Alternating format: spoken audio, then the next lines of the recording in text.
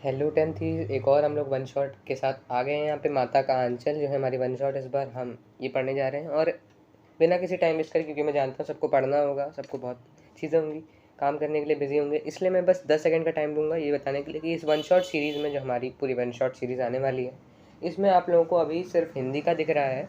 ये हमारी दूसरी वीडियो है वन शॉट सीरीज़ की। लेकिन आगे चल के आपको यहाँ पे इंग्लिश, बायोलॉजी और आपकी एसएसटी पूरी और कंप्यूटर, ये सब पूरा आपका सीबीएसई का सिलेबस आपको आगे दिखने वाला है। बहुत अच्छी इजी सी सिंपल और अच्छी एक्सप्लेनेशन वाली वन शॉट ऐसी आगे आएंगी। तो बस इतना बताना चाहूँगा मैं अवेयरनेस के लिए। और ये वन शॉट सीरीज़ आगे कवर करेंगे। उसके बाद हम लोग और भी प्लान्स हमने सोचे हैं इस चैनल के लिए, आपकी स्टडी के लिए। तो मैं यही चाहूँगा कि इतने अच्छे जो हमने आपके लिए आगे फ्यूचर के लिए सोचा है, आपकी स्टडी के लिए सोचा है, तो इस चैनल को सब्सक्राइब जरूर कर लेना। आगे बढ़ते हैं हम लोग सीधे माता का आंचल चैप्टर की तरफ।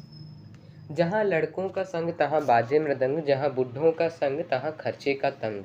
अब इसका मतलब क्या है? देखो, एक बात मैं तुम लोगों को पहले बता देता हूँ कि ये जो पूरा चैप्टर है ना, ये हमें तुम लोगों को थोड़ा सा बड़ा लगेगा, 6-7 पेज का है ये चैप्टर ज़रूर।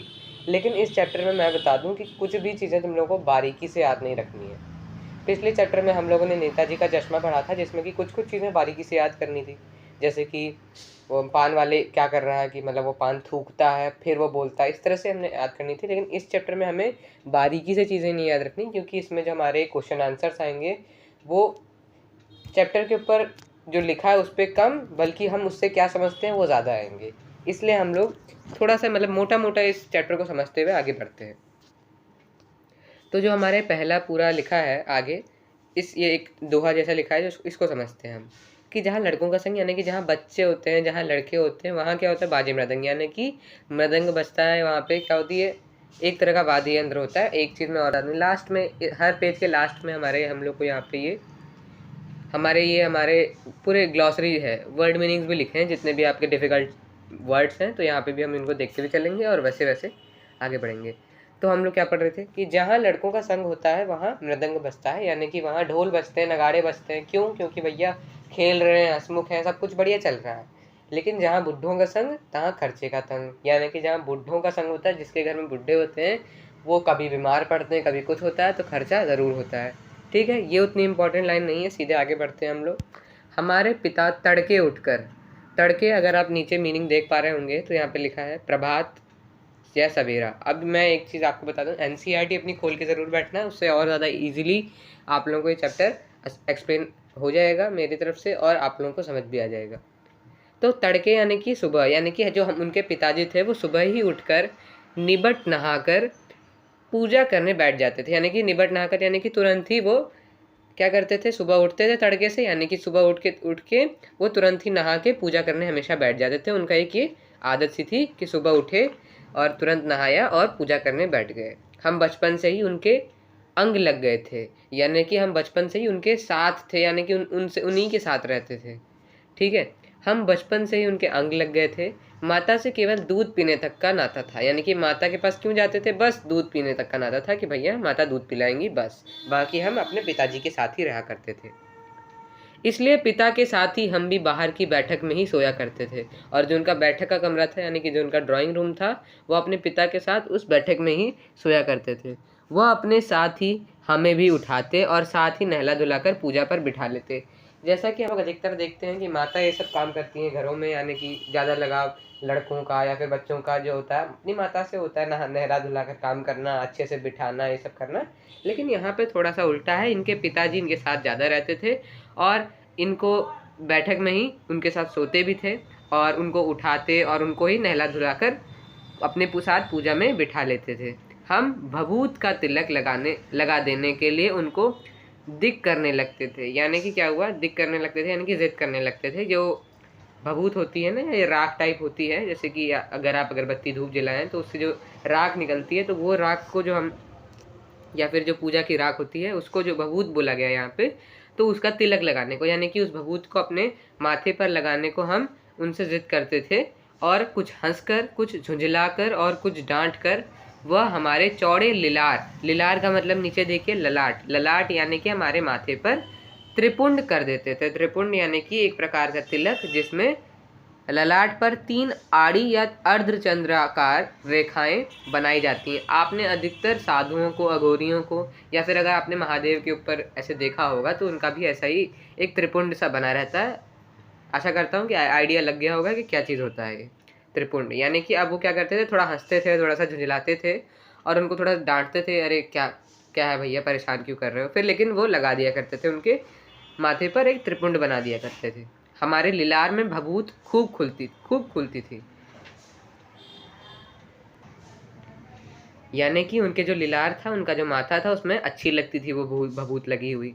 सिर में लंबी लंबी जटाएं थी। सिर में जो उनके थे, अगर आप फोटो भी देख पा रहे होंगे तो जो छोटे छोटे बच्चे होते हैं उनके अधिकतर जब बड़े थोड़े से लंबे बाल हो जाते हैं तो वो अलग से लगने लगते हैं, तो इसलिए यहाँ पे उनको लंबी लंबी जटाएं सा बोला गया है। भभूत रमाने से हम खासे बमभूला बन जाते थे। यानी कि हम जब भभूत लगा लेते थे तो हम खासे बमभूला यानी कि वो महादेव टाइप हमें भोले से और नटखट से बन जाते थे। ठीक है।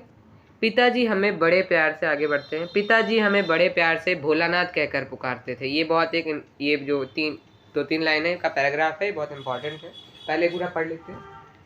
पर असल में हमारा नाम था तारकेश्वर नाथ। हम भी उनको बाबूजी कहकर पुकारा करते थे और माता को मैया। इससे क्वेश्चंस बन सकते हैं, ये इंपॉर्टेंट चीज़ है कि पिताजी उनको क्या बोलते थे, भोलानाथ। उनका असली में क्या नाम था, तारकेश्वर नाथ। और वो अपने पापा को बोलते थे बाबूजी, अपनी मम्मी को बोलते थे मैया। ठीक है, ये याद रख लीजिएगा अच्छे से। नाम क्या था, तारकेश्वर नाथ। निकनेम क्या था, भोलानाथ, जो उनके पापा पुकारते थे। अपनी माता को वह मैया बोलते थे और पापा को वह बाबूजी बोलते थे। अगला पैराग्राफ, जब बाबूजी रामायण का पाठ करते तब हम उनकी बगल में बैठे बैठे आईने में अपना मुंह निहारा करते थे। यानी कि वह जब रामायण का पाठ करते थे, सुबह सुबह पूजा करते थे, उसके बाद रामायण पढ़ते होंगे तो उसमें जब कहीं पे आईना रखा होगा वहीं पे, तो उस पर अपना चेहरा निहारते थे, अपने को देखते रहते थे। जब वह हमारी ओर देखते तब हम कुछ लजाकर और मुस्कुराकर आईना नीचे रख देते थे। वह भी मुस्कुरा पड़ते थे। यानी कि अगर आपको खुद भी याद होगा, मुझे लगता है कि मेरे साथ ऐसा हुआ है, ऐसी बचपन में मेमोरीज होती रहती हैं।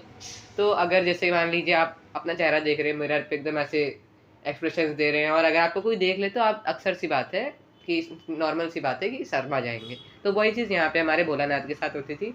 वह पूजा कर रहे होते थे, वह आईने में अपना चेहरा निहारते थे, जैसे ही बाबूजी देख लेते थे तो वह शर्मा जाते थे और मुस्कुराने लगते थे, दोनों ही लोग।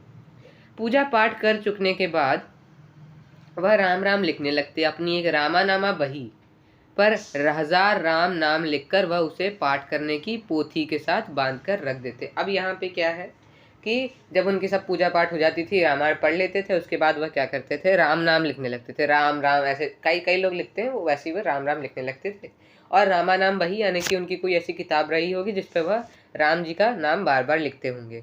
उसको 1000 राम नाम लिखकर वह उसे पाठ करने की पोथी में संभाल कर रख देते थे। यानी कि जिसमें वो पाठ करते थे उसी पोथी में, यानी कि पोथी यानी कि आप बोल सकते हैं, या फिर उनकी कोई ऐसा झोला रहा होगा, या फिर उनकी कोई ऐसी जगह रही होगी या ड्रॉज रहा होगा जिसमें कि वह ये सब चीज़ें संभालते होंगे, तो उसमें ही वह ये सब अपना रामानामा बही, अपनी किताब संभाल दिया करते थे। नेक्स्ट पेज में बढ़ते हैं। फिर ये देखिए, आपको ये पूरा एक चित्रण दिया हुआ है यहाँ पे। ये हमारे दिख रहे हैं बाबूजी और ये हमारे तारकेश्वर नाथ, यानी कि हमारे भोलानाथ। तो आपको दिख रहा है कि बाबूजी एकदम उनको पेड़ की डाली पर बिठाए हुए हैं और उनके चेहरे से ही एक ममता प्यार झलक रहा है। तो ये चीज़ हम देख पा रहे हैं, यही।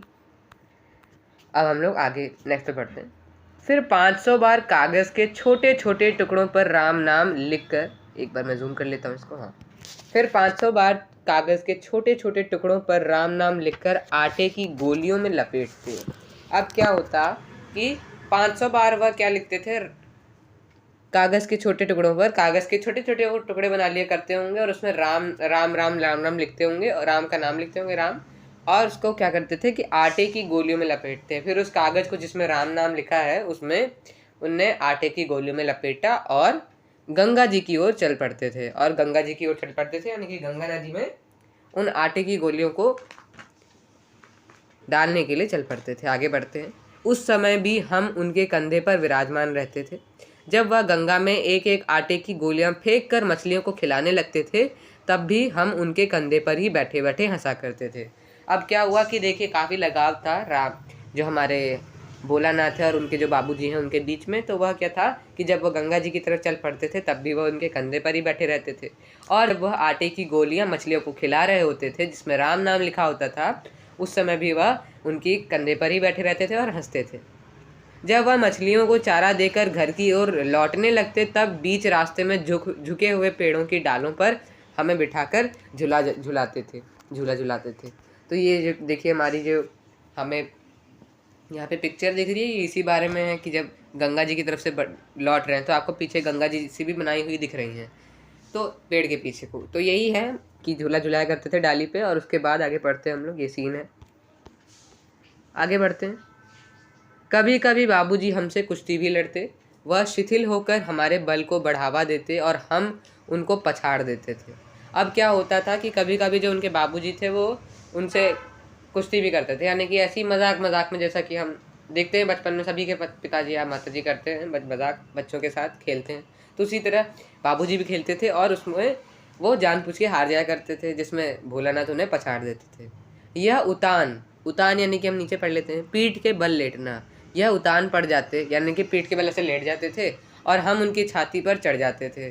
और अक्सर ऐसा बच्चों और उनके माता पिता के बीच में खेल होते ही रहता है। आप अधिकतर बहुत बच्चों ने किया होगा ये चीज़, और ये सब चीज़ें हंसमुख चीज़ें होती ही रहती हैं बचपन में। तो आपने भी मुझे लगता है कि एक्सपीरियंस किया होगा कि यह उतान पड़ जाते और हम उनकी छाती पर चढ़ जाते थे। वह पीठ ऐसे लेट जाते थे पीठ के बल और हम उनकी छाती पर चढ़ जाते थे।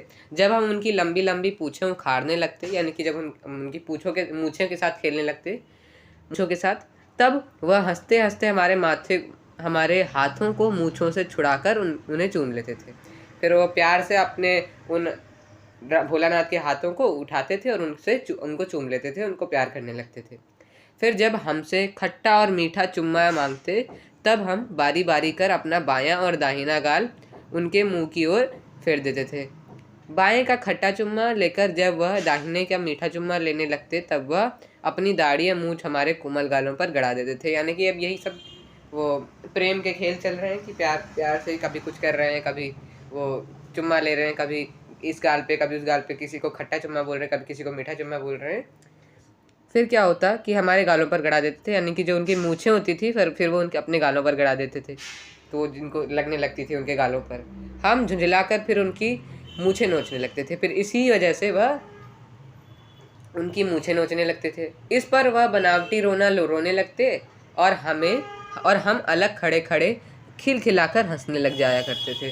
तो यही सब छोटी छोटी चीज़ें हैं, इसमें आप लोगों को बस इतना याद रखना है कि पहली बात तो कि गंगा किनारे जाते तो कंधे पे बैठे रहते थे और फिर वो झुलाया भी करते थे उन्हें, और क्या खट्टा चुम्मा मीठा चुम्मा वाली छोटी सी बात याद रख लीजिए, और किस तरह से कुश्ती में वह उतान पड़ जाते और उसके बाद वह उनकी छाती पर चढ़ जाते थे, मूछें गड़ाने लगते तो वो भी उनकी मूछें नोचने लगते। ये सब छोटी छोटी चीज़ें, बस इतना याद रख लीजिए। आगे बढ़ते हैं हम नेक्स्ट पैराग्राफ में। उनके साथ हंसते हंसते जब हम घर आते तब उनके साथ ही हम भी चौके पर खाने बैठते थे। वह हमें अपने ही हाथ से फूल के एक कटोरे में गोरस, अब हम पहले इतना पढ़ लेते हैं कि जब ऐसे ही हंसते हंसते वह जब घर पहुंच जाया करते थे तब वह क्या करते थे कि चौके पर बैठ के, यानी कि अधिकतर जो पुराने घरों में ऐसे किचन में हमारे रसोई घर में चौके पर बैठ के खाते थे, तो उन्हीं के साथ हमारे भोलानाथ भी बैठ जाया करते थे अपने पिता के साथ, और फूल के कटोरे में गोरस और भात सान कर खिलाते थे। अब गोरस का मुझे कोई आइडिया नहीं है, कोई चीज़ रही होगी, कोई सब्जी होती होगी या फिर कोई रस हुआ करता होगा ऐसा, जिसके साथ भात यानी कि हमारा पका हुआ चावल सान कर यानी कि मिलाना, लपेटना, गूंदना, यानी कि उसको वो भात के साथ उस गोरस को मिलाकर खिलाते थे उनके पिताजी उनको खुद ही। जब हम खाकर अफर जाते, यानी कि भरपेट से अधिक खा लेना, यानी कि जब हमारा पेट बहुत ज़्यादा भर जाता था तब मैया थोड़ा और खिलाने के लिए हट करती थी, तब बोलती थी भैया और खा लो हर ये नॉर्मल चीज़ है, हम सभी की मम्मी यही चाहती हैं कि मेरा बेटा और खाए, मेरा बेटा भरपेट खाए, तो इसीलिए वह और ज़्यादा जिद करती थी कि और खा लो बेटा और खा लो।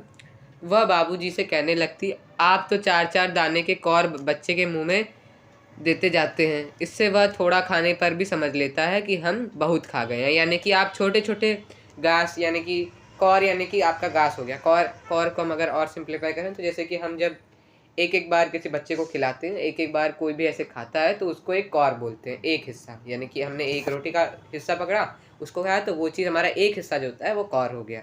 समझ आ गया होगा।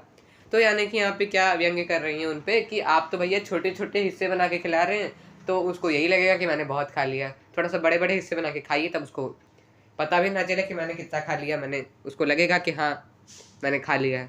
इसलिए वह क्या बोलते हैं आगे, इससे वह थोड़ा खाने पर भी समझ लेता है कि हमने बहुत खा गए। आप खिलाने का ढंग नहीं जानते, बच्चे को भर मुंह कौर खिलाना चाहिए। अब यही मैंने आपको बताया कि ज़्यादा खिलाना चाहिए, जिससे उसको पता भी ना चले कि मैंने ज़्यादा खा लिया। जब खाएगा बड़े बड़े कौर, तब पाएगा दुनिया में ठौर। ठौर यानी होता है स्थान, अवसर। यानी कि जब वह बड़े बड़े उसको हिस्से खिलाएंगे आप खाने के, तभी वह दुनिया में अपनी स्थान पाएगा, तभी वह एक स्वस्थ बालक बन पाएगा, तभी वह एक अच्छा नागरिक और सक्सेसफुल इंसान बन पाएगा। इसका मतलब ये हो गया। ठीक है, आगे बढ़ते हैं। देखिए मैं खिलाती हूँ, मर्दुए क्या जाने कि बच्चों को कैसे खिलाना चाहिए। अब वो क्या बोलते हैं कि मैं खिलाती हूँ अपने बच्चे को, और मर्दुए यानी कि जो मर्द होते हैं, जो हमारे पुरुष होते हैं, वो क्या जाने कि बच्चों को कैसे खिलाना होता है। और महतारी के हाथ से खाने पर बच्चों का पेट भी भरता है। और महतारी यानी कि अपनी माता, अपनी मम्मी के हाथ से खाने पर बच्चों का पेट भी भर जाता है। ये अक्सर चीज़ें हमें पता ही है कि क्योंकि अधिकतर माता ही ख्याल रखती हैं अपने बच्चों का। और अब ये जो हमारा इंडियन एक टिपिकल कल्चर है, तो उस हिसाब से वही चीज़ हमारे यहाँ पे मैया भी बता रही हैं भोलानाथ की, कि मर्द क्या जाने, पुरुष क्या जाने कि कैसे खिलाना चाहिए। महतारी के हाथ से ही बच्चों का पेट भर जाता है। महतारी जब खिलाती है तभी उनका पेट भर जाता है। यह कह वह थाली में दही भात शांति और अलग अलग तोता, मैना, कबूतर, हंस, मोर आदि के बनावटी नाम से कौर बनाकर यह कहते हुए खिलाती जाती कि जल्दी खा लो नहीं तो उड़ जाएंगे। पर हम उन्हें इतनी जल्दी उड़ा जाते थे कि उड़ने का मौका ही नहीं मिलता था। यानी कि अब क्या बोलते हैं कि जो मैया थी उनकी एक नई ट्रिक थी खिलाने की, जिससे कि बच्चा जल्दी जल्दी और ज़्यादा खा ले। क्या था कि ये लो ये कौवे का हिस्सा, ये मैना का हिस्सा, ये कबूतर का हिस्सा। तो ऐसे करते करते वह उनको काफ़ी ज़्यादा खिला देती थी। और अगर तुम जल्दी नहीं खाओगे तो ये कौवा उड़ जाएगा, मैना उड़ जाएगा, कबूतर उड़ जाएगा। इस तरह से वो जल्दी जल्दी अपना पूरा खाना खा लिया करते थे। नेक्स्ट पेज में बढ़ते हैं अपने। जब हम सब बनावटी चिड़ियों को चट कर जाते थे, तब बाबूजी कहने लगते, अच्छा अब तुम राजा हो जाओ खेलो। अब तुम राजा हो जाओ खेलो, यानी कि अब तुम जाओ और खेलो। अब तुमने पेट भर खाना खा लिया, अब तुम जाकर खेलो। बस हम उठकर उछलने कूदने लगते थे, और हम उछलकर कूदने लगते। फिर रस्सी में बंधा हुआ काठ का घोड़ा लेकर नंग धड़ंग बाहर गली में निकल जाते थे। यानी कि अब हम खुश हो जाते थे, उछलकर कूदने लगते थे, और साथ ही साथ क्या करते थे कि जो रस्सी में हमारे बंधा हुआ एक काठ का घोड़ा, यानी कि लकड़ी का घोड़ा था, उनका एक खिलौना था, उसको लेकर वह क्या करते थे कि नंग धड़ंग, यानी कि जैसे हैं वो, भले उनने कितने भी कपड़े पहने, वह भाग जाते थे गली में। जब कभी मैया हमें अचानक पकड़ पाती, तब हमारे लाख छटपटाने पर भी एक चुल्लू कड़वा तेल हमारे सिर पर डाल ही देती थी। यानी कि वह क्या करती थी कि हम लाख कोशिश करते थे कि, क्योंकि उन्हें ज़रूर कड़वा तेल यानी कि सरसों का तेल अपने सर पर डालना पसंद नहीं होगा, इसलिए वह क्या करते थे, काफ़ी कोशिश करते थे कि उनकी मैया जो हैं वो उनके कड़वा तेल ना डाल पाए उनके सिर पर। लेकिन वह लाख कोशिश करने पर भी उनके कड़वा तेल डाल दिया करती थी। हम रोने लगते और बाबूजी उस पर बिगड़ खड़े होते, पर वह हमारे सिर में तेल बोत कर यानी कि सराबोर कर देना, हमें उबट कर ही छोड़ती थी। अब क्या होता था कि इतने हमारी जब मैया हमें ज़बरदस्ती हमारे सर पर तेल डालती थी तो हम रोने लगते थे। हमारे रोने के कारण हमारे बाबूजी भी परेशान हो जाते थे कि हम रो रहे हैं, तभी जो हमारी माता हैं, मैया हैं, वो जानबूझकर भी हमारे सर पर सराबोर कर देना, यानी कि पूरा काफ़ी ज़्यादा तेल उनके सर पर भर देना और सिर पर लगा देना, इसको सराबोर कर देना बोलते हैं। यानी कि काफ़ी ज़्यादा उनके सर पर तेल लगा दिया करती थी। अब क्या होता, फिर हमारी नाभि और लिलार में काजल की बिंदी लगाकर चोटी गुंथती और उसमें फूलदार लट्टू बनाकर रंगीन कुर्ता टोपी पहना देती थी। अब क्या होता था कि उनकी जो नाभि थी और लिलार यानी कि उनका जो माथा था, वहाँ पे वो काजल की एक बिंदी यानी कि काजल लगा दिया करती थी, और उनकी जो चोटी थी, उनके जो सर में लंबे लंबे बाल रहे होंगे उनमें चोटी गूंथ देती, चोटी बना देती, जिसमें वह फूलदार लट्टू बांधकर, यानी कि कोई फूलदार ऐसा लट्टू हुआ करता होगा, उस चोटी पे बांध दिया करती थी और उनको कुर्ता और उनको टोपी पहना दिया करती थी। हम खासे कन्हैया बनकर बाबूजी की गोद में सिसकते सिसकते बाहर आते थे। यानी कि वह एकदम सारा एकदम तैयार होके कुर्ता टोपी सब पहन के उनको कन्हैया बोला गया, यानी कि एकदम बढ़िया से बन के वह सिसकते सिसकते, क्योंकि वो तो उनकी माता ने तो उनको ज़बरदस्ती सब पहनाया था, वो तो रो रहे थे, तो सिसकते, जब हम रोते हैं तो हम सिसकने लगते हैं, यानी कि ऐसे करके हम सिसकने लगते हैं, तो उसको यहाँ पे सिसकना बोला गया। तो वैसे सिसकते सिसकते हम बाहर आ जाते थे बाबूजी की गोद से। बाहर आते ही हमारी बाट जोहने वाला बालकों का एक झुंड मिल जाता था, यानी कि जो हमारी बाट जोहने वाला है, यानी कि जो हमारा इंतज़ार कर रहा होता था कि हम आए जल्दी, तो हमारा बाट जोहने वाला जो था, एक हमारा बच्चों का झुंड, यानी कि हमारे खेलने वाले जो हमारे साथी थे उनका झुंड हमारा इंतज़ार कर रहा होता था। हम उन खेल के साथियों को देखते ही सिसकना भूलकर बाबूजी की गोद से उतर पड़ते और अपने हमजोलियों के दल में मिलकर तमाशे करने लगते थे। यानी कि जैसे ही कोई भी बच्चा हो, अगर हम भी हों, तो अगर हमारी थोड़ी बुरी परिस्थिति है, हमें बुरा लग रहा है, हम सैड हैं या फिर हमें कुछ हुआ है, तो अधिकतर जब भी अगर हम अपने दोस्तों से मिल जाएं या फिर खेलने का कोई प्लान बन जाए, तो हम अधिकतर हमारा मूड अच्छा हो जाता है। तो यही चीज़ हमारे भोलानाथ के साथ भी होती है। और अपने बाबूजी की गोद से उतर के तुरंत अपने हमजोलियों यानी कि अपने साथियों के साथ खेलने चले जाया करते थे। तमाशे भी ऐसे वैसे नहीं, तरह तरह के नाटक। चबूतरे का एक कोना ही नाटक घर बनता था, यानी कि तमाशे भी कोई ऐसे वैसे नहीं, छोटे मोटे नहीं करते थे, बल्कि वह नाटक करते थे। कैसा नाटक? चबूतरे का एक कोना, यानी कि चबूतरा उनका जो एक घर का आगे का आंगन का हिस्सा होता है, उसको चबूतरा बोलते हैं। तो वहाँ पे एक कोना था, एक कोना ही नाटक घर बनता था। एक कोना था वहाँ का चबूतरे का, उसका कोना को नाटक घर बना लेते थे। और साथ ही में क्या करते थे, बाबूजी जिस छोटी चौकी पर बैठकर नहाते थे, यानी कि एक जो चौकी होती थी बाबूजी की, उस जिस पे बैठकर नहाते थे, वही रंगमंच बनती, वही उस नाटक का रंगमंच, यानी कि जहाँ पे वह पूरा कार्यक्रम होता, उसका स्टेज बनती थी। उसी पर सरकंडे के खम्भों पर कागज़ का चंदोवा। सरकंडे से सबको कुछ ना कुछ याद आ रहा होगा, नेताजी का चश्मा पहला चैप्टर, जिसमें कि क्षितिज का पहला चैप्टर, जिसमें कि मैंने आप लोगों को लास्ट समझाया था कि सरकंडे अधिकतर बच्चे होते हैं। जो सरकंडा एक होता है हमारा, मैं एक्सप्लेन करता हूँ आप लोगों को। जैसा कि मैंने पिछले चैप्टर में आप लोगों को बताया ही था कि सरकंडा एक होता है हमारा, एक तरह की सीख टाइप होती है या फिर एक लकड़ी टाइप होती है पतली सी, जिसको हम लोग अधिकतर बच्चे खेलने पे यूज़ करते हैं। कभी कुछ बनाते हैं, कभी उसका कुछ बनाते हैं। तो इस ऐसे ही यहाँ पे क्या बना रहे हैं हमारे भोलानाथ जी, क्या कर रहे हैं, उसी पर सरकंडे के खंभों पर कागज़ का चंदोवा यानी कि हमारा होता है छोटा शामियाना, यानी कि कागज़ का चंदोवा सरकंडे के खंभों, यानी कि सरकंडे को खंभा बनाते, चारों तरफ एकदम खंभा लगा देते और कागज़ का चंदोवा, यानी कि उस पर कागज़ लगा देते ऊपर से, जिससे कि वो चंदोवा यानी कि एक शामियाना जैसा, एक मंडप जैसा, एक स्टेज जैसा बन जाता है। ठीक है, समझ आ गया होगा कि सरकंडे को हमने खंभा बना लिया, बीच में हमने कागज़ लगा के शामियाना जैसा बना लिया। ये भी उतना इम्पॉर्टेंट नहीं है, मैं इसको जल्द से जल्द ख़त्म करता हूँ, इस पूरे पैराग्राफ्स को। जो हमारा इम्पोर्टेंट है उसको हम समझते हुए चलेंगे। ठीक है, आगे बढ़ते हैं। उसमें चिलम के खोंचे पर कपड़े के थालों में ढेले के लड्डू, पत्तों की पूरी कचौरियाँ, गोली मिट्टी की जलेबियाँ, फूटे घड़े के टुकड़ों के बताशे आदि मिठाइयाँ सजाई जाती। यानी कि जो हमारा चिलम के खोंचा हुआ करता है, उसमें हम कई सारी चीज़ें ऐसी मिठाइयाँ और कई तरह की कचौड़ियाँ सब सजा दिया करते थे। ठोकरों के बटखरे और जस्ते के छोटे छोटे टुकड़ों के पैसे बनते।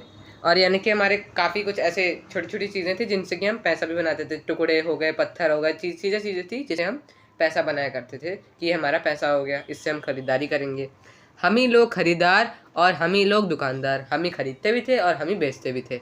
बाबूजी भी 2-4 गोरखपुरी पैसे खरीद लेते थे, और बाबूजी भी हमारे जो गोरखपुरी जिनको बोला गया पैसे, वो भी हमसे भी खरीद लेते थे। थोड़ी देर में मिठाई की दुकान बढ़ाकर हम लोग घरौंदा बनाते थे। धूल की मेड़ दीवार बनती और तिनकों का छप्पर, दातुन के खंभे, दिया सलाई की पेटियों के किवाड़, घड़े के मूढ़े की चूल्हा चक्की, दिए की कढ़ाई, और बापूजी की पूजा वाली आचमनी, यानी कि जो हमारी आचमन होती है जिससे हम ऐसे, जिसमें पानी लेके हम ऐसे आचमन करते हैं, उसकी कलछी बनती थी। पानी के घी, धूल के पिसान और बालू की चीनी से हम लोग ज्योनार तैयार करते थे। ज्योनार मतलब होता है भोजन। तो मतलब ऐसी जो छोटी छोटी चीज़ें घर घर खेलते या ऐसी शादी शादी सब जो जो खेलते थे, उसमें कई तरह की चीज़ें यूज़ करते थे, जिसमें दिया की हमने कढ़ाई बना दी, दिया लिया, और जो हमारी आचमन होती है उसकी हमने कलछी बना दी, चम्मच बना दी, ये सब चीज़ें कर लिया करते थे। जब पंगत बैठ जाती, यानी कि हमारी जब एक कतार बैठ जाती, भंडारा जैसा बैठ जाता, लाइन में सब एक साथ बैठ जाते, तब बाबूजी भी धीरे से आकर पांत के अंत में, यानी कि जो पूरी पंगत बैठी होती उसके अंत में बैठ जाते और जीमने यानी कि भोजन करने लगते, खाने लगते। मतलब जीमने, अब भोजन तो करेंगे नहीं भैया, वो बालू की चीनी ये सब कौन खाएगा, ये सब तो खाएंगे नहीं, लेकिन ऐसे ही भोजन करने के लिए बैठ जाते थे उनके साथ ऐसे मजाक में। उनको बैठते देखते ही हम लोग हंसकर और घरौंदा बिगाड़ कर भाग चलते थे। और जितना भी हमने वह घर घर के लिए बनाया होता था चीज़ें, उनको हम बिगाड़ कर, क्योंकि हम शर्मा जाते हम खेल रहे हैं, कोई भी होगा भैया, हम भी बचपन में जब खेलते थे तो हमारे ऐसे पेरेंट्स आ जाएंगे तो हम भी शर्मा जाते थे, हम भी थोड़ा सा मुस्कुराने लगते, तो ऐसे ही वो भी भाग जाया करते थे। आगे पढ़ते हैं। हम भी हंसते हंसते लोटपोट हो जाते, हम भी हंसने लगते बहुत ज़्यादा और कहने लगते फिर कब भोज होगा भोलानाथ। और जो हमारे पिताजी थे, हमारे जो पिताजी नहीं, यहाँ पे मैं बाबूजी बोलूँगा जिससे आप लोगों को याद भी रहेगा। तो हमारे जो बाबूजी थे वह यह बोलते थे कि फिर अब कब भोज होगा, अब कब खाना होगा भोलानाथ, ऐसे ही मजाक में बोलते थे। अब नेक्स्ट पेज पे बढ़ते हैं। हमारे यहाँ पे लगभग आधी स्टोरी तो ख़त्म हो गई है और आधी स्टोरी और बची है, जिसको हम जल्दी से जल्दी कंप्लीट कर लेंगे। अब आगे क्या होता है कि कभी कभी हम लोग बारात का भी जुलूस निकालते थे। अभी तक तो हम घर घर खेल रहे थे, अब हम बारात भी निकालेंगे। कनस्तर का तंबूरा बजता, यानी कि जो हमारे कनस्तर होते हैं, जो कनिस्टर होते हैं जिसमें टीन के होते हैं, हमारे अधिकतर डब्बे टाइप होते हैं, उनका तंबूरा बजता, यानी कि हम उसको ढोल ढोल जैसे टाइप बजाने के लिए यूज़ करते। और अमोले, यानी कि अमोले आम का उगता हुआ पौधा, जो आम के छोटे छोटे पौधे होते हैं ना उगते हुए, उनको घिसकर शहनाई बजाई जाती, उनकी एक शहनाई बना लेते। टूटी चूहेदानी की पालकी बनती, हम समधी बनकर बकरे पर चढ़ लेते, और बकरे पर हम चढ़ जाते थे क्या बनके, समधी बनकर, यानी कि किसी ना किसी का पिताजी बन के, या बहू का पिताजी या हमारे वर का पिताजी, ठीक है। और चबूतरे के कोने से चलकर बारात दूसरे कोने में जाकर दरवाजे लगती थी, यानी कि चबूतरे का एक कोने से लेकर के दरवाजे तक हमारी बारात चलती थी। वहाँ काठ की पटरियों से घिरे, यानी कि जो काठ यानी कि लकड़ी के जो छोटे छोटे पटरे हुआ करते होंगे, उनसे घिरे, गोबर से लिपे, आम और केले की टहनियों से सजाए हुए छोटे आंगन में कुलिये का कलसा रखा रहता था। ये सब चीज़ें समझने वाली उतनी नहीं है, बस मैं एक बार इस पैराग्राफ को रीड कर देता हूँ।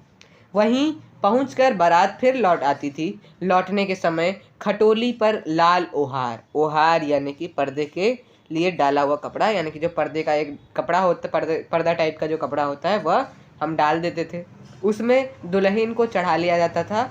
लौट आने पर बाबूजी जो ही ओहार उघार कर दुल्हन का मुख निखरने लगते, त्यों ही हम लोग हंसकर भाग जाते। अब क्या होता कि हमने बारात निकाल ली है, हमारी जो दुल्हन है वो आई हुई है, ओहार यानी कि जो हमारा पर्दे का कपड़ा होता है वह अपने घूंघट में लिए हुए, अब उस घूंघट को, उस ओहार को हमारे बाबूजी ऐसे उठा के दुल्हन देखने लगते थे, तो हम और ज़्यादा हंसने लगते थे, मजाक कर देते थे हमारे बाबूजी। आगे बढ़ते।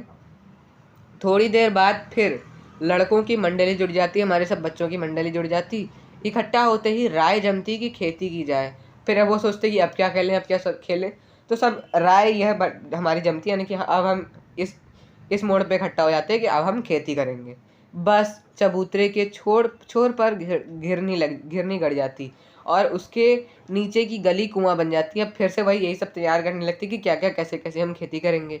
मूंज की बटी हुई पतली रस्सी में एक चुक्कड़ बांध गराड़ी पर चढ़ाकर लटका दिया जाता और दो लड़के बैल बनकर मोट खींचने लगते, यानी कि कुछ बैल बन जाते, कहीं पे वो कुआं बना लेते, कहीं पे चबूतरे के छोर पर वह घिरनी गड़ जाती, यानी कि कहीं पे कुछ बना लेते। चबूतरा खेत बनता, कंकड़ बीज और ठेंगा हलजुआड़ा, यानी कि हमारा जो ठेंगा था वह हलजुआड़ा बनता, और हमारा जो कंकड़ जो वहाँ पे मौजूद थे चबूतरे पे वह हमारे बीज थे, और पूरा का पूरा जो चबूतरा था वो हमारा खेत। बड़ी मेहनत से खेत जोते बोए और पटाए जाते, फसल तैयार होते देर न लगती और हम हाथों हाथ फसल काट लेते थे और तुरंत ही हम जैसे ही फसल बोई हमने वैसे ही फसल काट भी ली। काटते समय गाते थे, ऊंच नीच में गई कियारी, बई कियारी जो उपजी सो भई हमारी। यानी कि ऊंच नीच मतलब जितनी भी हमने ऊंच नीच करी उसमें जो हमारी कियारी, हम क्यारी यानी कि जो हमारी क्यारी होती है, जो हमारी अधिकतर खेतों में अलग छोटी छोटी हम लोगों ने क्यारी बनाई होती है, उसको हम क्यारी बोलते हैं। यानी कि जो खेत को अलग अलग हिस्सों में बांटा हुआ होता है तो उसको क्यारी बोलते हैं। तो हमने जितने भी ऊंच नीच में ऐसे बोई है, क्यारियों में बोया है, वो जितनी भी उपजी यानी कि जितना भी हमसे हार्वेस्ट हो पाए, जितना भी बीज उग गए, वो हमारी फसल बन गई, वह हमारी हो गई भाई हमारी। फसल को एक जगह रखकर उसे पैरों से रौंद डालते थे। और फसल को एक जगह हम रखते फिर पैरों से रौंद डालते, यानी कि जैसे कि हम धान जो उगता है उसको हम वो रौंदते हैं या फिर थ्रेशिंग करते हैं जिसको हम बोलते हैं, तो यहाँ पे वो रौंद देते थे। कसोरे यानी कि मिट्टी का बना हुआ छिछला कटोरा, जो मिट्टी के कटोरे बने होते हैं, कसोरे का सूप बनाकर ओसाते और मिट्टी की दिए के तराजू पर तौलकर राशि तैयार कर देते थे। इसी बीच बापूजी आकर पूछ बैठते थे, इस साल की खेती कैसी रही भोलानाथ। फिर वह जो बाबूजी थे वो मजाक करते थे कि इस साल की खेती कैसी रही। आगे बढ़ते, बस फिर क्या, हम लोग ज्यों का त्यों खेत खलिहान छोड़कर हंसते हुए भाग जाते थे। कैसी मौज की खेती थी। अब यानी कि पहले हमारा घर घर खेलते समय हुआ कि वहाँ पे भोजन करने बैठ गए। फिर हमारा क्या हुआ, ये सब छोटी छोटी चीज़ें जो हैं वो याद रखनी है हमें, कि पहले जो हमारे घर घर खेलते समय वह पंगत में बैठ गए और खाने खाने के लिए बैठ गए। फिर उन्होंने व्यंग्य किया कि अब कब भोज होगा भोलानाथ। फिर जब हम दुल्हन को जब उनने ऐसे वो दुल्हन को जब मुख निहारने लग गए तब उनने मजाक किया, वो एक हो गया। और अब फिर हमारा जो ये तीसरा हो गया कि जब हमारे भोलानाथ और उनके दोस्त खेती कर रहे हैं तो वह जो हमारे भोलानाथ के पिताजी हैं वह पूछते हैं कि इस साल की खेती कैसी रही भोलानाथ। तो ये सब व्यंग्य जो करते हैं और हंसी मजाक करते हैं, ये सब हमें याद रखने की चीज़ें हैं। आगे बढ़ते हैं। ऐसे ऐसे नाटक हम लोग बराबर खेला करते थे, यानी कि हम अधिकतर बार बार ऐसे नाटक खेला करते थे। बटोही भी कुछ देर ठिठक कर हम लोगों के तमाशे देख लेते थे। बटोही यानी कि जो रास्ते में चल रहे लोग होते हैं वो भी हमें देखने लगते और ठिठक कर यानी कि हंसकर वह भी हमारे तमाशे का मजा लेते थे। जब कभी हम लोग ददरी के मेले में जाने वाले, ददरी या फिर कोई जगह रही होगी या फिर कोई फेस्टिवल रहा होगा जिसके मेले में वह जाते थे, आदमियों का झुंड देख पाते तब कूद कूद कर चिल्लाने लगते थे। जब हम आदमियों का झुंड देखते थे तब हम क्या चिल्लाने लगते थे, हंसी मजाक करते थे कि चलो भाइयों ददरी सतु पिसान की मोटरी, यानी कि चलो भैया ददरी चलते हैं, यानी कि चलो भैया ददरी के मेले में चलते हैं और सत्तू पिसान यानी कि सत्तू का जो आटा होता है उसको सत्तू को पिसाने के लिए हम की मोटरी यानी कि चलते हैं। अगर किसी दूल्हे के आगे आगे जाती हुई ओहारदार पालकी देख पाते तब खूब जोर से चिल्लाने लगते। क्या चिल्लाने लगते, नेक्स्ट पेज में पढ़ते हैं। रहरी में रहरी, रहरी में रहरी पुरान रहरी, डोला के कन्या हमार महरी। यानी कि रहरी का मतलब देख लेते हैं। अब हम मतलब मजाक में यह व्यंग्य करते हैं कि जो रहरी में रहरी पुरान रहरी, यानी कि जो अरहर में जो अरहर के दाने होते हैं वह पुराने पुराने रहते हैं। और जो हमारे जैसे डोला के कन्या है, यानी कि डोला में जो डोली में जो हमारी कन्या बैठी है, जो लड़की बैठी है, वह हमारी महरी है, यानी कि हमारी वह पत्नी है। ऐसा मजाक कर देते थे, बच्चे थे ऐसे ही खिलखिलाकर हंस देते थे और मजाक करने लगते थे। इसी पर एक बार बूढ़े वर ने हम लोगों को बड़ी दूर तक खदेड़ गधेड़ कर ढेलों से मारा था। यानी कि अब एक बार वहाँ पे जो वर था वह तो बूढ़ा था और उनने ऐसे ही डोली की जो बैठी होगी कन्या उस पर ऐसे ही मजाक कर दिया होगा। तो इस पे जो हमारे वर थे, बूढ़ा वर था, वह बहुत ज़्यादा गुस्सा आ गया दूल्हा, और उनको बहुत देर तक उनका पीछा किया और ढेलों से उनको मारा भी, यानी कि ढेलों से उनको तरफ मारने की कोशिश भी करी होगी। उस खसूट यानी कि उस खूसट खब्बिस की सूरत आज तक हमें याद है, जो ऐसा जिस मतलब उसको बुराई कर रखी है कि मतलब वो जो खूसट खब्बिस था उसको जो हमें सूरत है उसकी जो शक्ल है वो हमें आज भी याद है। न जाने किस ससुर ने वैसा जमाई ढूंढ निकाला होगा, यानी कि वह पता नहीं किसका ससुर होगा, किसका वह जमाई रहा होगा। वैसा घोड़ा वैसा घोड़ मुँहा आदमी हमने कभी नहीं देखा। वो उसका ऐसी मजाक उड़ा रहे हैं कि वैसा जो घोड़े जैसा मुंह वाला हमने आदमी आज तक नहीं देखा। आम की फसल में कभी कभी खूब आंधी आती है। आंधी के कुछ दूर निकल जाने पर हम लोग बाग की ओर दौड़ पड़ते थे। वहीं चुन चुन कर घुले घुले गोपी आम चापते थे। अब क्या हुआ कि हम एक अपना आम खाने का किस्सा बता रहे हैं कि जब आम की फसल में कभी कभी खूब, यानी कि जब आम की फसल में काफ़ी आंधी आ जाती थी, काफ़ी हवाएं चलने लगती थी तेज़ तेज़, तब हम उस आंधी के चक्कर में हम अपने बाग में, यानी कि अपने आंधी आने के चक्कर में, हवाओं के चलने के चक्कर में हम किस तरफ भाग पड़ते थे? बाग की तरफ, यानी कि गार्डन की तरफ भाग पड़ते थे अपने आमों के, और वहाँ पे चुन चुन कर गोपी, एक वहाँ पे स्पीशीज़ रही होगी आमों की, उस गोपी आमों को खाने लगते थे। एक दिन की बात है, आंधी आई और पट पड़ गई। आकाश काले बादलों से ढक गया, मेघ गरजने लगे, बिजली कौंधने और ठंडी हवा सनसनाने लगी, पेड़ झूमने और ज़मीन चूमने लगे। हम लोग चिल्ला उठे। अब क्या होता है कि एक दिन आंधी बहुत तेज़ चलने लगी और आकाश में काले बादल आ गए, और जो हमारे बादल थे वह गरजने भी लग गए, और बिजली भी चमकने लग गई, और साथ साथ ठंडी ठंडी हवाएं भी चलने लग गई। पेड़ झूमने लगे, यानी कि इतनी तेज़ हवा चल रही थी कि पेड़ भी हिलने लग गए, और ज़मीन चूमने लगे, यानी कि कई पेड़ हो सकता है गिरने लगे हों, या फिर कई पौधे ऐसे एकदम नीचे को हो गए हों। तो इस चीज़ को यहाँ पे ऐसा बोला गया। फिर हम लोग क्या होते हैं, हम लोग जो बच्चे होते हैं वो चिल्ला उठते हैं, एक परसा की लाई बाजार में छितराई, बरखा उधरे बिलाई। यानी कि लाई जो एक तरह की हरी सब्जी होती है, वह एक पैसा की लाई, एक पैसा की जो लाई होती है, बाजार में छितराई और बदरा उगरे उधरे बिलाई। बरखा की वजह से वह उधर गई, यानी कि बिखर गई, बर्बाद हो गई। लेकिन बरखा न रुकी, और भी मूसलाधार पानी होने लगा। हम लोग पेड़ों की जड़ से धड़ से सट गए, यानी कि हम पेड़ों की जड़ों से एकदम सट गए, चिपक गए, जैसे कुत्ते के कान में अठई चिपक जाती है। अठई यानी कि कुत्ते के शरीर से चिपक, आप अधिकतर देखा होगा एक रेबीज जैसा एक वो कीड़ा होता है जो चिपक जाता है कुत्तों के अधिकतर, उसको यहाँ मतलब वैसे वो पेड़ों से चिपक गए वहाँ पे जाके। मगर बरखा जमी नहीं, थम गई। बरखा बंद होते ही बाग में बहुत से बिच्छू नजर आए। अब क्या हुआ कि बरखा ज़्यादा देर तक चली नहीं, वह बंद हो गई, और बरखा जैसे ही बंद हुई, काफ़ी सारे हमें बाग में, वहाँ गार्डन में आम के बिच्छू नज़र आने लगे। हम लोग डर कर भाग चले, हम उनको बिच्छुओं को देखकर भाग गए। हम लोगों में बैजू बड़ा ढीठ था। एक बच्चा था बैजू, जो कि बहुत ढीठ था। संयोग की बात, बीच में मसून तिवारी मिल गए। एक मसून तिवारी नाम के आदमी है जो कि हमें रास्ते में मिल गए। बेचारे बूढ़े आदमी को सूझता कम था, यानी कि उसका दिमाग कम था। बैजू उनको चिढ़ाकर बोला। तो बैजू जो था हमारा ढीठ बच्चा, वह चिढ़ाकर उनको बोलता है, बुढ़वा बेईमान मांगे करेला का चोखा। अब वो क्या है, एक से मजाक कर देता है कि बुढ़वा बेईमान, जो ये बूढ़ा है ये वो बड़ा बेईमान है, इसको करेला चाहिए, करेला का चोखा चाहिए। अब जो बैजू हरकत करता है, उसके बाद जो सारे बच्चे होते हैं वह भी उन पर सुर में लाने, यानी कि उनके साथ भी यही बोलना चालू करते हैं। मसून तिवारी ने बेतहाशा खदेड़ा। हम लोग तो बस अपने अपने घर की ओर आंधी ही चले, यानी कि वो उनको ऐसे खदेड़ने लगता है, उनके पीछे भागने लगता है, उनको मतलब डांटने लगता है काफ़ी, और वह आंधी की तरह ही, जोर की हवा की तरह ही अपने घर की तरफ भाग जाते हैं। जब हम लोग ना मिल सके, तब तिवारी जी सीधे पाठशाला में चले गए।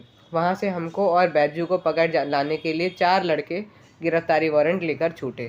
यानी कि अब क्या होता है कि मसून तिवारी जो थे, हमारे तिवारी जी एक मास्टर थे पाठशाला के, और वह हम लोग को पकड़ लाते हैं अपने उधर से। इधर ज्यों ही हम लोग घर पहुँचे, त्यों ही गुरुजी के सिपाही हम लोगों पर टूट पड़े। अब क्या होता है कि जो गुरुजी के सिपाही आए थे पाठशाला से, वह हम पे टूट पड़ते हैं सीधे घर आने पर ही। बैजू तो 9-2-11 हो गया, हम पकड़े गए। क्या हुआ, जो बैजू था जिसकी पूरी गलती थी मेन, वो तो भाग गया, लेकिन हम पकड़े गए। फिर तो गुरुजी ने हमारी खूब खबर ली, वो यानी कि खूब सुनाया, खूब डांटा। बाबूजी ने यह हाल सुना, वह दौड़े हुए पाठशाला में आए। बाबूजी तुरंत पाठशाला में आ गए, गोद में उठाकर हमें पुचकारने और फुसलाने लगे, प्यार से ऐसे समझाने लगे और पुचकारने लगे। हम दुलारने से चुप होने वाले लड़के नहीं थे, लेकिन हम इतने आसानी से चुप होने वाले लड़के नहीं थे जो कि थोड़ा सा बहला फुसलाकर शांत हो जाए। रोते रोते उनका कंधा आंसुओं से तर कर दिया। वह गुरुजी की चिरौरी यानी कि दीनतापूर्वक की जाने वाली प्रार्थना करके हमें घर ले चले, यानी कि उनने प्यार से गुरुजी को समझाया और हमें लेकर घर चले आए। रास्ते में फिर हमारे साथी लड़कों का झुंड मिला, वे ज़ोर से नाचते और गाते थे। अब क्या हुआ कि हमें फिर रास्ते में अपने वो साथी जो हमारे थे उनका झुंड मिल गया। अब क्या होता है कि वह फिर से कुछ गा रहे थे। क्या गा रहे थे? माई पकाई गरर गरर पुआ, हम खाई पुआ ना खिलब जुआ। यानी कि क्या बोलते हैं कि जो हमारी माई है, हमारी माता हैं, वो क्या पका रही हैं? गरम गरम पुआ पका रही हैं, पुए पका रही हैं, और हम तो पुआ खाएंगे और हम जुआ नहीं खेलेंगे। ठीक है। फिर क्या था? हमारा रोना धोना भूल गया। अब हम भैया ये सुन के हम काफ़ी ज़्यादा खुश हो गए और हम रोना धोना सब भूल के हम हट करके बाबूजी की गोद से उतर पड़े और लड़कों की मंडली में मिलकर वही तानसुर अलापने लगे। अब क्या होता है कि वह उनका सब रोना धोना बंद हो जाता है और वह जो होते हैं अपने बाबूजी की गोदी से जिद करके निकलते हैं और बच्चों के साथ फिर से वही गाने लगते हैं। तब तक सब लड़के सामने वाले मकई के खेत में दौड़ पड़े। तब तक वहाँ पे एक मकई का खेत था जहाँ पे वह सारे बच्चे दौड़ पड़े। उसमें चिड़ियों का झुंड चर रहा था। वे दौड़ दौड़ कर उन्हें पकड़ने लगे पर एक भी हाथ न आई। हम खेत से अलग ही खड़े होकर गा रहे थे। अब क्या हुआ कि वहाँ पे वो चिड़ियों का झुंड चल रहा था। वहाँ पे चिड़ियों का झुंड था जो जिसको पकड़ने की कोशिश करते, लेकिन एक भी हाथ नहीं आई। चिड़िया कैसे हाथ में आती इतनी आसानी से? हम खेत से अलग ही खड़े थे, हम कोने पे खड़े थे। आप अगर एनसीईआरटी खोले होंगे तो आपको यहाँ पे एक चित्र भी दिख रहा होगा। ये जो हमारे कोने पे पेड़ के पास खड़े हैं, ये हैं हमारे भोलानाथ। ठीक है, आगे बढ़ते हैं। तो क्या होता है कि हमारे जो भोलानाथ थे वो अलग ही खड़े थे और अब क्या होता है, वह गा रहे थे। क्या गा रहे थे? राम जी की चिरई राम जी का खेत, खा लो चिरई भर भर पेट। यानी कि वो क्या बोलते हैं कि राम जी की चिड़िया, यानी कि राम जी की ही चिड़िया है, राम जी का ही खेत है, और खा लो चिड़िया भर भर पेट। यानी कि जितना खा सकते हो मकई खेत में उतना भर भर पेट खाओ। हमसे कुछ दूर बाबूजी और हमारे गांव के कई आदमी खड़े होकर तमाशा देख रहे थे और यही कहकर हंसते थे कि चिड़िया की जान जाए लड़कों का खिलौना। सचमुच लड़के और बंदर पराई पीर नहीं समझते। मतलब कि जो हमारे बंदर होते हैं और जो हमारे बच्चे होते हैं छोटे छोटे, वो एक ही समान ही होते हैं कि बंदर भी जैसे ऐसे शरारत करते हैं और पराई पीर यानी कि पराई बातों को नहीं समझते, पराई चीज़ों को नहीं समझते, वैसे ही हमारे जो बच्चे होते हैं वह भी ये सब चीज़ें नहीं समझते हैं। एक टीले पर जाकर हम लोग चूहों के बिल से पानी उलीचने लगे। यानी कि क्या होता है कि एक टीला था, यानी कि एक छेद सा रहा होगा, एक टीला यानी कि छोटा छोटा सा पहाड़ सा रहा होगा, यानी कि जहाँ पे चूहों का बिल रहा होगा, चूहों का बिल, जिसमें कि वह पानी डालने लगे, शरारत करने लगे कि यहाँ से चूहे निकल के आएंगे, कुछ ना कुछ निकल के आएगा। नीचे से ऊपर पानी फेंकना था। हम सब थक गए। अब ये करते करते हम सब थक गए। तब तक गणेश जी के चूहे की रक्षा के लिए शिव जी का सांप निकल आया। अब क्या होता है कि गणेश जी का चूहा तो नहीं आया, लेकिन सांप निकल आया। रोते चिल्लाते हम लोग बेतहाशा भाग चले। अब क्या होता है कि हम सब रोने लगते हैं, चिल्लाने लगते हैं। भैया सांप देखकर कोई भी चिल्लाएगा ही, तो रोते चिल्लाते वह सब भाग गए। कोई औंधा गिरा, कोई अंटा चिट। यानी कि क्या होता है, कोई कहीं गिरा, कोई कैसे गिरा। किसी का सिर फूटा, किसी के दांत टूटे। कोई किसी के गिरने पे सिर फूट गया उनका, तो किसी के एक दो दांत टूट गए। सभी गिरते पड़ते भागे। सभी वह सांप को देखकर भाग गए बहुत तेज। हमारी सारी देह लहूलुहान हो गई। यानी कि उस जहाँ पे टीले पे होंगे तो वहाँ से ऐसे गिरते गिराते आए, तो उस वजह से वह उनके चोट भी लग गई, तो उनका खून भी आने लग गया कहीं सारी देह। यानी कि अब सारी देह यहाँ पे बोला गया, लेकिन कहीं ना कहीं थोड़ी बहुत उनको चोट भी आई होगी। पैरों के तलवे कांटों से छलनी हो गए। यानी कि कांटे जो थे वहाँ पे, उस जहाँ पे वो गए थे वहाँ से उनके कांटे भी लग गए उनके पैर में। उसकी वजह से उनके वहाँ से भी कांटे लग गए उनके पैरों में और वह छलनी हो गई, यानी कि कट गए पैर, और जिसकी वजह से उनके पैरों से खून निकलने लग गया। अब आगे बढ़ते हैं। हमारा लास्ट पेज है।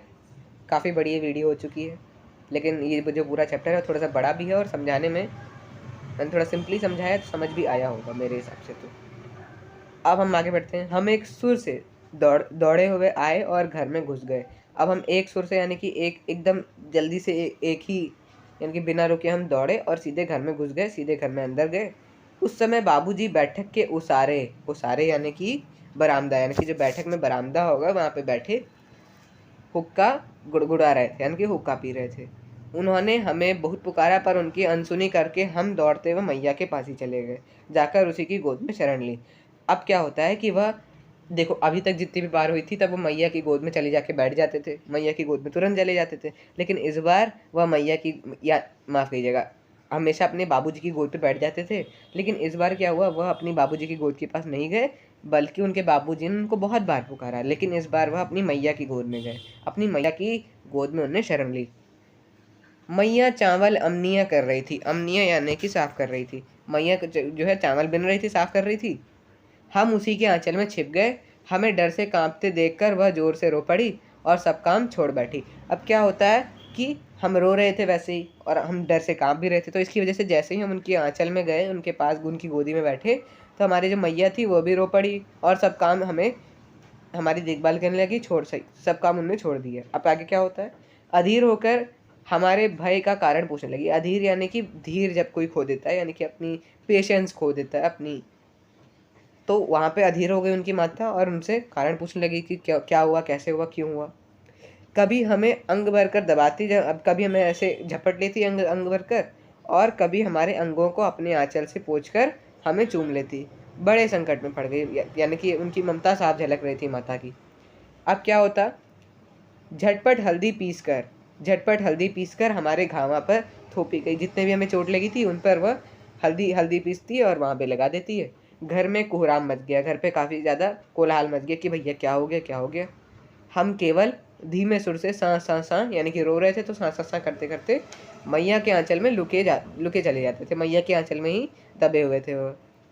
सारा शरीर थर थर काँप रहा था, भैया सांप देख लिया था, चोट भी लग गई थी, तो इसलिए रोंगटे भी खड़े थे, थर थर काँप भी रहा था शरीर।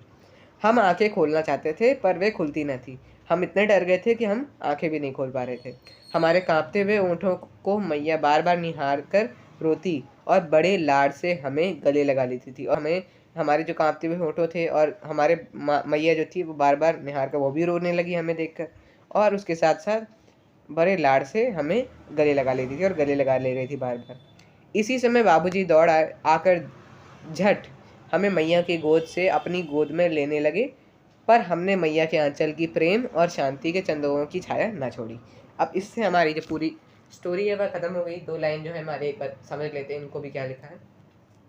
अब क्या होता है, इसी समय हमें देखकर हमारी ऐसी दशा जो थी, हम रो रहे थे, हम बिलख रहे थे और कांप रहे थे, रोंगटे खड़े थे, ये सब देखकर जो हमारे बापूजी होते हैं वह भी हमारे पास आ जाते हैं और हमें गोदी में लेने की कोशिश करते हैं, लेकिन हम अपनी माता की आंचल नहीं छोड़ते, क्योंकि वहीं पे हमें प्रेम और शांति मिलती है, और वहीं पे हमने अपनी जो माता का आंचल था उसकी छाया ना छोड़ी। देखो कितनी अच्छी स्टोरी है कि अभी तक पहले हमने बताया कि एक इसमें मैसेज यही मिलता है कि जो हमारा माता का आंचल होता है, यानी कि जो हमारी मम्मी की गोदी होती है, वही सबसे सर्वश्रेष्ठ होती है, वहीं पे हमें सबसे ज़्यादा शांति, सबसे ज़्यादा प्रेम, सबसे ज़्यादा ममता मिलती है। इसका जो पूरी स्टोरी का मॉरल है यही है।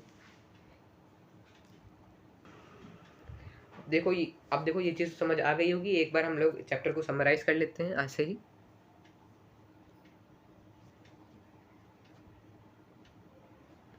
तो चैप्टर को एक बार हम लोग समराइज कर लेंगे। हम लोग एक बार समरी इसकी एंड में पढ़ लेंगे, लेकिन समरी पढ़ने से पहले हम लोग पहले इस पूरे चैप्टर को क्वेश्चन आंसर देख लेते हैं कि भैया क्वेश्चन आंसर के हिसाब से हम समझ लेंगे किस तरह से हमारे क्वेश्चंस बनेंगे और किस तरह से हमें आंसर करना है। प्रश्न अभ्यास जो हमारे दिए हैं, मैंने पहले ही बोला था कि इसको ज़्यादा प्रिसाइज में यानी कि ज़्यादा बारीकी में नहीं पढ़ना है, क्योंकि हमें खुद से अलग तरह से इनको आंसर करना पड़ेगा क्वेश्चन को। क्वेश्चन नंबर 1, प्रस्तुत पाठ के आधार पर यह कहा जा सकता है कि बच्चे का अपने पिता से अधिक जुड़ाव था, फिर भी विपदा के समय पर वह पिता के पास न जाकर माँ की शरण लेता है। आपकी समझ से इसकी क्या वजह हो सकती है। अब क्या होता है कि प्रस्तुत पाठ में हमने देखा कि पिता से ज़्यादा जुड़ाव था, तो आप इसमें बता सकते हैं कि पिता से कैसे जुड़ाव था, कि उनकी गोदी में ही बैठा रहते थे, वह उनको झूला झुलाते थे, बार बार उनको आके मजाक करने लगते थे जब वो खेलते थे, कई तरह की ऐसी ऐसी चीज़ें थी।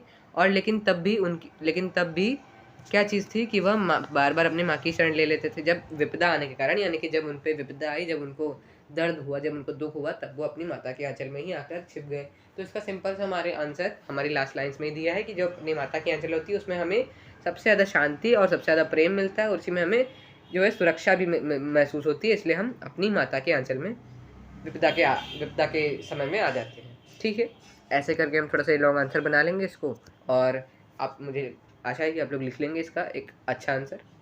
सेकंड पे पढ़ते हैं, आपके विचार से भोलानाथ अपने साथियों को देखकर सिसकना क्यों भूल जाता है। क्योंकि जब भी वो अपने साथियों को देखता है, जब जो उसके बाट जोह रहे होते हैं, यानी कि उसका इंतज़ार कर रहे होते हैं खेलने के लिए, तो हम ये बता सकते हैं कोई भी जो बच्चा होता है कि तो वह भले ही जितना भी रो रहा हो या फिर बिलख रहा हो, लेकिन अपने साथियों को देखकर, अपने खेल को देखकर, या कि मतलब जो जाएगा खेलेगा तो इसको देखकर हर कोई बच्चा सिसकना भूल जाता है। तो इसलिए वह भी भूल जाते हैं, क्योंकि अब वह खेलेंगे, अब वो मजाक करेंगे अपने बच्चों के, अपने साथियों के साथ, इसलिए वह सिसकना भूल जाते हैं। आपने देखा होगा कि भोलानाथ और उसके साथी जब तक खेलते खाते समय किसी ना किसी प्रकार की तुकबंदी करते हैं। आपको यदि अपने खेलों आदि से जुड़ी तुकबंदी याद हो तो लिखिए। अब यहाँ पे ये उतना इंपॉर्टेंट क्वेश्चन नहीं है, क्योंकि यहाँ पे यही लिखना है कि जैसे कि उन्होंने दिया से कढ़ाई बना दी और किसी चीज़ से कुछ बना दिया। तो इस तरह की जो चीज़ें थी तुकबंदी बैठाई, वैसे ही आपके समय की क्या थी, ये आप कमेंट सेक्शन पे लिख सकते हैं कि आपके समय पे आपने कैसे कैसे अपने घर घर खेला, आपने कैसे कैसे और खेल खेले, ये सब कमेंट पे आप बता सकते हैं। तब तक हम अगले हम क्वेश्चन पे बढ़ जाते हैं। क्वेश्चन 4, भोलानाथ और उसके साथियों की खेल और खेलने की सामग्री आपके खेल और खेलने की सामग्री से किस प्रकार भिन्न है। कि इस समय में आप पहली बात तो वीडियो गेम्स खेलते हैं और फ़ोन पे सोशल मीडिया यूज़ करते हैं, फ़ोन पे अलग अलग तरह के गेम्स खेलते हैं, और भी तरह के इलेक्ट्रॉनिक गेम्स आ गए हैं अब तो। ये सब जो आप खेलते हैं और जो पहले के गेम्स थे उससे कैसे डिफरेंट है, ये बता दीजिएगा। बहुत ईजी क्वेश्चन है। पाठ में आए ऐसे प्रसंगों का वर्णन कीजिए जो आपके दिल को छू गए हों। अब आप ऐसे प्रसंगों को वर्णन कर सकते हैं जैसे कि पहली बात तो जब आईने पे अपना चेहरा देखने लगते, जैसे कि मैंने बताया था कि इनको डीपली याद नहीं करना है, बस ऐसे ही क्वेश्चन आएंगे। तो इस हिसाब से आप ये लिख सकते हैं कि आईने पे जब अपना चेहरा देखने लगते तो जब रामायण पढ़ते हुए उनके बापूजी उनको देखते तो वह शर्मा जाते भोलानाथ, और उनके साथ वो भी मुस्कुराने लगते और उनके बाबूजी भी मुस्कुराने लगते। एक तो ये हो गया, और दूसरा कि झूला झुलाने लगते थे और हमेशा कंधे पर बैठे रहते थे। और आप क्या लिख सकते हैं कि जब बापूजी उनके आके बार बार मजाक करने लगते थे और उनसे बोलने लगते थे कि अब खेती कब करोगे भोलेनाथ, और अब भोज कब होगा भोलानाथ, और यही सब चीज़ें जो हैं ये आपको दिल को छूने वाली हो गई, ये लिख सकते हैं। और आखिरी में जो सबसे बड़ी बात है दिल को छूने वाली, वो है माता का आंचल में जब वो आके छिप जाते हैं और उनको प्रेम और शांति वहीं पे महसूस होती है, और अपने बापूजी के पास वह नहीं जाते हैं, उनकी माता की आंचल की छाया वह नहीं छोड़ते हैं। ठीक है, ये भी ईजी क्वेश्चन था, क्योंकि अगर जिसने ये पूरे के पूरे अपने 45 मिनट की जो लगभग मैंने अभी तक समझाई है, वो अगर जिसने अच्छे से समझी है, सुनी है, तो उसको ये सब आंसर्स और ये सब क्वेश्चन समझ आ रहे होंगे और इजी भी लग रहे होंगे। ठीक है, आगे बढ़ते हैं। 6 क्वेश्चन है हमारा, ऐसे उपन्यास अंश में 30 के दशक की ग्राम्य संस्कृति का चित्रण है। आज की ग्रामीण संस्कृति में आपको किस तरह के परिवर्तन दिखाई देते हैं। फिर से एक ये सिंपल सा क्वेश्चन है जो कि आपको पता है, आप अपने एक्सपीरियंस से लिख सकते हैं, जिसका मतलब ये है कि इस जो हमारा उपन्यास है काफ़ी पुरातन समय का, काफ़ी प्राचीन समय का है, जो कि आज से लगभग 70, 80 या 90 साल पुराना है, जिसमें उनकी अलग संस्कृति थी। यानी कि बच्चों को रामायण पढ़ते हुए उनके पिताजी बैठाया करते थे, और जिस हिसाब से वह घर घर खेलते थे। आजकल के हमारे खेल खिलौने अलग है, हमारी संस्कृति अलग है, तो उसको ही हम डिफरेंस यहाँ पे बता सकते हैं। अगला क्वेश्चन है क्वेश्चन 7, पाठ पढ़ते पढ़ते आपको भी अपने माता पिता का लाड़ प्यार याद आ रहा होगा। बिल्कुल, मैंने आपको बताया था कि आपको भी अपना चाइल्डहुड याद जरूर आ रहा होगा, या फिर आप अभी तो हम चाइल्डहुड में ही हैं तो कैसे नहीं याद आएगा, लेकिन इससे भी जो पहले का समय था वो ज़रूर याद आ रहा होगा। अपनी इन भावनाओं की डायरी में अंकित कीजिए, यानी कि अपनी इन भावनाओं को बताइए कि कैसे कैसे आपको भी इनका याद आ रहा है। तो आप ये बता सकते हैं कि जब मैंने ये पढ़ा कि कंधे में बैठे रहते, झूला झुलाया करते थे और ऐसे हंसने लगते थे, और खेलते समय उनके बापूजी आ जाया करते थे। तो इन सब चीज़ों को आप भी बता सकते हैं अपनी भावनाओं में। ठीक है, आगे बढ़ते हैं नेक्स्ट पेज पे। अगला क्वेश्चन, यह माता पिता का बच्चे के प्रति जो वात्सल्य व्यक्त हुआ है उसे अपने शब्दों में लिखिए। ये मैंने आपको बताया था कि पहले मैं बता चुका हूँ। देखो, जो भी मैं बताया था वो बिल्कुल गलत नहीं है कि डीप में नहीं पढ़ना है। तो अब हम दोबारा से वात्सल्य कैसे बताएंगे ये मैं बता देता हूँ। कि पहली बात तो आप जितने भी यहाँ पे इंसिडेंट्स हुए ना वो बता दो। इसमें बहुत मेन जो इंसिडेंट्स होंगे वो होंगे, एक तो आपका होगा रामायण वाला, वो आप थोड़े छोटे से में बता दीजिएगा। और जो दूसरा हो गया आपका, जब वो गंगा के कोने पे जाते थे, वहाँ पे वो कंधे पे बैठे रहते थे उनके और हंसते रहते थे, और उसके साथ साथ क्या होता था कि वह फिर झूला झुलाने ले जाया करते थे उन्हें, वो कहाँ बिठा के, पेड़ की डाली में बिठा के। और फिर तीसरा आपका हो जाएगा एक जो कि कौर के रिलेटेड, यानी कि वो कि आप छोटा छोटा कौर खिलाते और जो उनकी माता खिलाती है उनको तोता मैना इन सबको बोल के कि वरना ये उड़ जाएंगे। ये हो गया, ये सब आप लोग अपने हिसाब से लिख सकते हो और उनको थोड़ा थोड़ा डिस्क्राइब कर सकते हो अपने हिसाब से। ठीक है, ये हो गया। इजी क्वेश्चन हैं कि नहीं, समझ आ रहा होगा सबको। 9th है, माता का आंचल शीर्षक की उपयुक्तता बताते हुए कोई अन्य शीर्षक सुझाइए। अब देखो, पहले तो उपयुक्तता आप कैसे बताओगे, यानी कि वो कैसे माता का आंचल शीर्षक है, ये एकदम करेक्ट बैठ रहा है। इस पर क्या इसका मतलब है, तो माता का आंचल आप ये बता दोगे कि माता का आंचल में ही जो हमारा होता है मेन प्रेम और शांति होती है, उसी में हमें मेन जो होता है हमारा सुरक्षा महसूस होती है, माता की ममता महसूस होती है। और इसको आप ये लिख सकते हो, इसका थोड़ा एग्जांपल दे दोगे कि क्योंकि हमने ये चीज़ देखी इस पूरी कहानी में, इस कहानी में कि उन जो हमारे जो कहानी के मेन कैरेक्टर हैं हमारे भोलानाथ किस प्रकार से पूरे कई कई जगह पे अपने कई समय पे अपना पूरा समय अपने बापूजी के साथ व्यतीत करते हैं, लेकिन अंत समय में जब उनको दुख महसूस होता है, जब उनको कष्ट महसूस होता है, तब वह अपने माता के आंचल में आ जाते हैं। अब आप कोई अन्य शीर्षक ये सुझा सकते हैं कि बापूजी से रिलेटेड कुछ लिख सकते हैं कि वो माया पिता किस में ज़्यादा ममता, इस हिसाब से आप अपने हिसाब से सुझा सकते हैं। या फिर माता पिता से रिलेटेड कोई ममता, कुछ इस तरह का आप शीर्षक सुझा सकते हैं कि माता पिता का प्यार, ये माता पिता की ममता, इस तरह से आप जो भी चाहें। ये तो बहुत ही इजी क्वेश्चन है, शुरू लास्ट का जो है हमारा अन्य शीर्षक सुझाना। बाकी जो शीर्षक की उपयुक्तता बताना है वो आप इस तरह से बता देंगे। 10th क्वेश्चन पे बढ़ते हैं। बच्चे माता पिता के प्रति अपने प्रेम को कैसे अभिव्यक्त करते हैं। अब यहाँ पे हम ये लिख सकते हैं कि जो बच्चे होते हैं वो जैसे कि हमने देखा मीठी चुम्मा और खट्टी चुम्मा वाला, ये लिख सकते हैं हम। और किस हिसाब से हंसने लगते हैं, किस हिसाब से शर्मा जाते हैं, ये सब लिख सकते हैं। और जो हमारा सबसे मेन है वो दोबारा से यही आ जाएगा कि माता के आंचल में किस प्रकार से वह जाके छुप जाते हैं, किस हिसाब से बार बार सिसकने लगते हैं, और अपने जो वो बाबूजी की गोद में वो बार बार बैठ जाया करते थे, हंसते थे। ये चीज़ भी हम लोग यहाँ पे लिख सकते हैं। ठीक है, समझ में आ गया होगा। बाकी क्वेश्चन आंसर जो फ्रेमिंग है, सेंटेंस फ्रेमिंग, वो आपको करनी है। इस पाठ में बच्चों की जो दुनिया रची गई है वह आपके बचपन की दुनिया से किस तरह भिन्न है। ये थोड़ा सा सिमिलर क्वेश्चन ही है, तो इसको हम डिस्कस नहीं करेंगे। फणीश्वर नाथ, रेणु और नागार्जुन की आंचलिक रचनाओं को पढ़िए। ये भी हमारा उतना इम्पोर्टेंट नहीं है, ना ही हमें इस पर उतना ध्यान देना है। तो हमने इस पर पूरा का पूरा चैप्टर भी कंप्लीट कर लिया है, पूरी इसकी एनसीईआरटी एक्सप्लेनेशन भी कवर कर ली है। उसके साथ साथ अब हमने इसके जो हमारे पूरे के पूरे हमारे जितने भी क्वेश्चन थे वो भी हमने डिस्कस कर लिए हैं।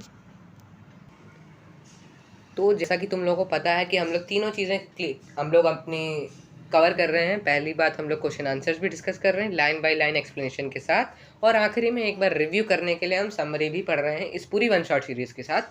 तो हम लोग इस समरी को पढ़ लेते हैं। उससे पहले मैं एक और अपनी इंपॉर्टेंट चीज़ बता दूं इस वन शॉट सीरीज़ की, कि अभी हम लोग इंग्लिश और हिंदी में ये चीज़ कर रहे हैं, line by line explanation plus summary plus Q&A discussion.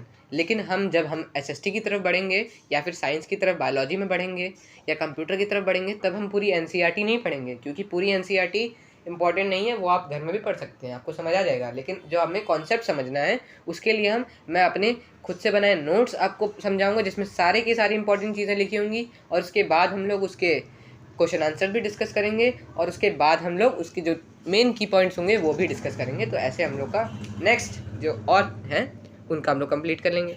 बाकी अब हम इसकी समरी देख लेते हैं। तो ये समरी है हमारे सामने।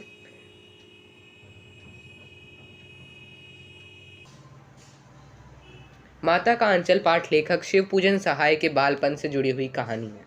इस कहानी में ग्रामीण जीवन का बहुत सुंदर चित्रण मिलता है। लेखक ने इस कहानी के माध्यम से बालमन की जिज्ञासाओं, बालमन यानी कि जो हमारे बालक में हमारा जो दिमाग होता है, हमारा मन होता है, उसकी जिज्ञासाओं, इच्छाओं, खेलों, सहजता यानी कि जिस हिसाब से हम सहज ढंग से, सरल ढंग से हम खेलते हैं, और शैतानियों का सजीव चित्रण यानी सजीव यानी कि रियल चित्रण किया है। यह कहानी पिता और पुत्र के प्रेम से आरंभ होती है, शुरू होती है। भोलानाथ के पिता उससे बहुत प्रेम करते हैं। भोला की भोर यानी कि सुबह पिता के साथ आरंभ होकर रात पिता के साथ ही समाप्त होती है। उसके पिता उसकी हर खुशी का ध्यान रखते हैं। भोला जैसे उनके जीवन का महत्वपूर्ण अंग है। भोला भी उन्हें बहुत प्यार करता है। कहानी अपने अंतिम पड़ाव यानी कि अंतिम एंड जो हमारा कहानी का होता है, वह एक ऐसे मोड़ पर समाप्त हो जाती है जहाँ पर एक प्रश्न उठ खड़ा होता है। पिता पुत्र के बीच प्रेम जितना भी गहरा हो, परंतु बच्चे के लिए उसकी मातृत्व छाया यानी कि जो उसकी माता की छाया है वह बहुत महत्वपूर्ण होती है। माता का आंचल वह स्थान है जहाँ आकर सभी प्रकार के भय, चिंता, निराशा, दुख और कष्ट समाप्त हो जाते हैं। भोला सांप को देखकर डर जाता है, लेकिन जब वह भागकर आता है तो पिता के स्थान पर माता की गोद में स्वयं को सुरक्षित पाता है। इस कहानी का शीर्षक माँ और बच्चे के बीच प्रेम को समर्पित है। इससे हम यह नहीं कह सकते हैं कि माता पिता का प्रेम माँ के प्रेम से कम था, परंतु माँ की स्नेही छाया की कोई बराबरी नहीं कर सकता। तो इसके साथ ही हमारी पूरी की पूरी जो हमारी समरी थी, हमने पूरा का पूरा एकदम चैप्टर अच्छे से पढ़ लिया है। 1 घंटा होने ही वाला है इसको, लेकिन ये मत समझिएगा कि टाइम बहुत ज़्यादा है, लेकिन जितना भी हमने पढ़ा है काफ़ी एफिशिएंट वे में पढ़ा है। तो अगर वीडियो पसंद आई हो तो लाइक शेयर एंड सब्सक्राइब ज़रूर करना इस चैनल को। आगे मिलते हैं नई वन शॉट सीरीज़ के साथ। थैंक्स।